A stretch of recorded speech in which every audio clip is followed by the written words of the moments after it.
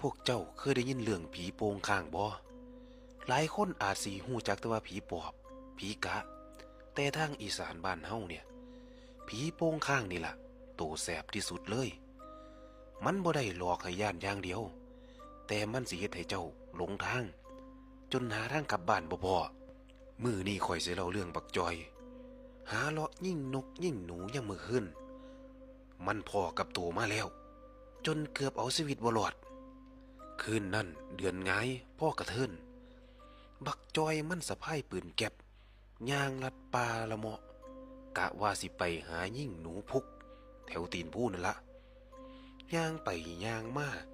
มันสะดุดตากับก่อไผ่ใหญ่ก่อหนึ่ง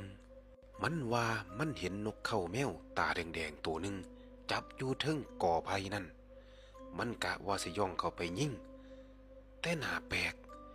แห้งย่างเข้าไปไกลเท่าใดก่อไผ่ก็คือไกลขึ้นเรื่อยๆนี่ละปักจอยบ่ละความพยายามย่างเข้าไปเรื่อยๆลืมเบิ่งทางตัวล่ะรู้สึกโตอีกเทื่อท้องฟ้าก็มืดเสียงนกฮูกตัวนั้นก็เงียบไปมีแต่เสียงแกรกแกรกคือคนย่างน้ำหลังนี่ละมันส่องไฟสายเบิงบ่มีหยังแต่วินาทีต่อมามันหันหลังกลับมาเบิงบักจอยเห็นขาคนตัวละขาใหญ่ๆขนดกๆก้าวขามหัวมันไปเสยเลยนั่นล่ะครับอาการของคนพ่อผีโปงข้างมันจะบังตาเฮาย่างวนไปวนมาอยู่หม่องเก่าผ่านไปหลายชั่วโมงก็พ่อแต่ก่อไผ่ก่อเก่าบักจอยเริ่มใจคอบ่ดีแล้วมันพยายามสวดมนต์นึกถึงบทสวดออกมาแฮงแลนก็แฮงกลับมาหม่องเก่า